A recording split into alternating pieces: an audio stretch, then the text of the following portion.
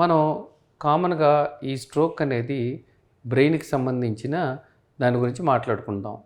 ఇప్పుడు ఈ బ్రెయిన్ స్ట్రోక్‌లో ముఖ్యంగా 2 రకాలు ఉంటుంది. ఒకటి ఇస్కెమిక్ స్ట్రోక్ అంటే రక్త ప్రసరణ తగ్గటం మూలాన. 2 హెమరేజిక్ స్ట్రోక్ అంటే రక్త ప్రసరణ అధికం అవ్వటం మూలాన బ్రెయిన్‌లో బ్లీడింగ్ అవ్వటం వలన వచ్చేది హెమరేజిక్ స్ట్రోక్. ఇది ఈ స్ట్రోక్స్‌లో 100కి 85% ఇస్కెమిక్ స్ట్రోక్స్ ఉంటుందన్నమాట. మిగతా 15 నుంచి హెమరేజిక్ స్ట్రోక్స్ ఉంటుంది. సో స్ట్రోక్ వచ్చినప్పుడు ఎప్పుడైనా కూడా మనం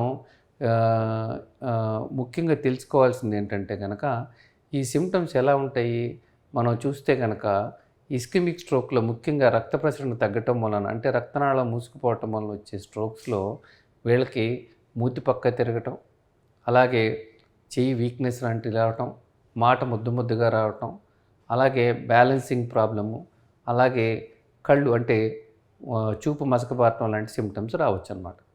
అదే హెమరేజిక్ స్ట్రోక్లో కూడా ఇలాంటి సిమ్టమ్స్ ఉండొచ్చు, కొద్దిమందికి తీవ్రమైన తలనొప్పి కూడా రావచ్చు.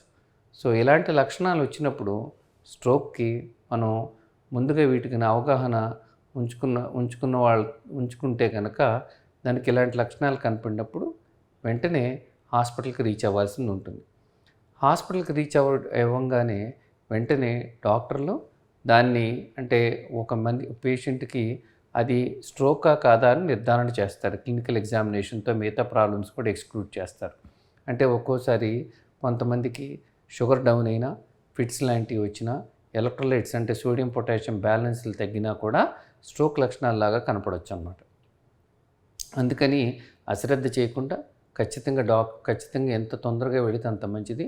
వెళ్ళిన తర్వాత డాక్టర్లు మామూలు రొటీన్ ఎగ్జామినేషన్స్తో పాటు బ్రెయిన్ స్కాన్ కూడా చేసి అది స్ట్రోకా కాదా నిర్ధారణ చేసి, స్ట్రోక్ అయితే కనుక అది ఇస్కెమిక్ స్ట్రోక్ అంటే రక్త ప్రసరణ తగ్గటం మూలాన లేకపోతే రక్త ప్రసరణ అధికం అవటం మూలాన అనేది గుర్తిస్తారు. ఒకవేళ రక్త ప్రసరణ తగ్గటం మూలాన అయితే కనుక ఇంకా అది ఆన్గోయింగ్ ఉంటే కనుక ఇప్పుడు మంచి ట్రీట్మెంట్లు వచ్చినాయి.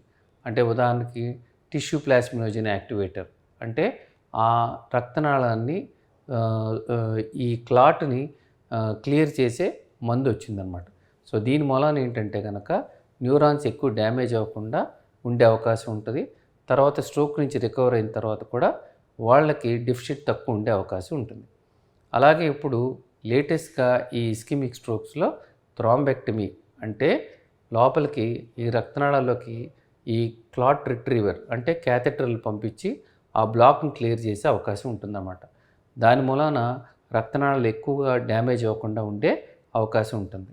సో వీళ్ళు తొందరగా రికవర్ అయ్యే ఛాన్స్ ఉంటుంది. అదే హెమరేజిక్ స్ట్రోక్ అయితే కనుక బీపీ అది కంట్రోల్లో ఉంచి, అలాగే వాపు తగ్గటానికి మెడిసిన్స్ పెట్టి, ఒకవేళ అది ఎందుకు వచ్చిందో చెక్ చేస్తారు. కేవలం బీపీ మూలానైతే బీపీ కంట్రోల్లో ఉంచుకోవాలి. అలాగే కొద్దిమందికి రక్తనాళంలో ఎన్యూరిజమ్స్ కానీ ఏవీ మాల్ఫార్మేషన్స్ కానీ ఉంటాయి. అంటే రక్తనాళం మీద ఈ కాయిల్లాగా ఉంటాయి, బెర్రీ కాయిల్లాగా అనమాట. దాన్ని మనం బెర్రీ ఎన్యూరిజమ్స్ అంటాం. లేకపోతే కనుక ఏవి మాల్ఫార్మేషన్స్ అంటే ఇవి రక్తనాళాల్లో వెయిన్స్ ఆర్టరీస్ యొక్క ఈ కమ్యూనికేషన్ అబ్నార్మల్గా ఉండటం వలన ఏవి మాల్ఫార్మేషన్స్ అనేది ఉండొచ్చు.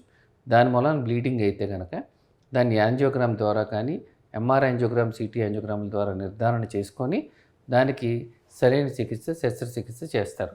అంటే కొద్దిమందికి దాన్ని కాయిలింగ్ అనే పద్ధతులు ఎన్యూరిజంకి అయితే దీనికైతే ఏవిఎం మాల్ఫార్మేషన్స్కి అయితే ఎంబలైజేషను, రెండింటికి కూడా కొన్నిసార్లు సర్జరీలు కూడా చేస్తారన్నమాట.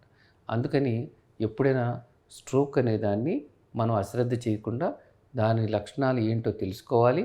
పక్కన వాళ్ళకు కూడా మనం సహాయం చేయటానికి ఉపయోగపడుతుంది అన్నమాట. దాని యొక్క అవగాహన కలిగితే కనుక ఎప్పుడు స్ట్రోక్ అనేది అనుమానం ఉంటే కనుక ఏమాత్రం ఆలస్యం చేయకుండా వెంటనే హాస్పిటల్కి వెళ్తే దాన్ని నిర్ధారణ చేసి సరైన వైద్యం సకాలంలో అందిస్తే కనుక న్యూరాన్స్ డ్యామేజ్ తక్కువగా ఉండే అవకాశం ఉంటుంది. దాని వలన వాళ్ళకి రికవరీ ఫాస్ట్గా ఉండే అవకాశం, అలాగే డెఫిసిట్ అంటే అంగవైకల్యం కూడా తక్కువగా ఉండే అవకాశం ఉంటుందన్నమాట.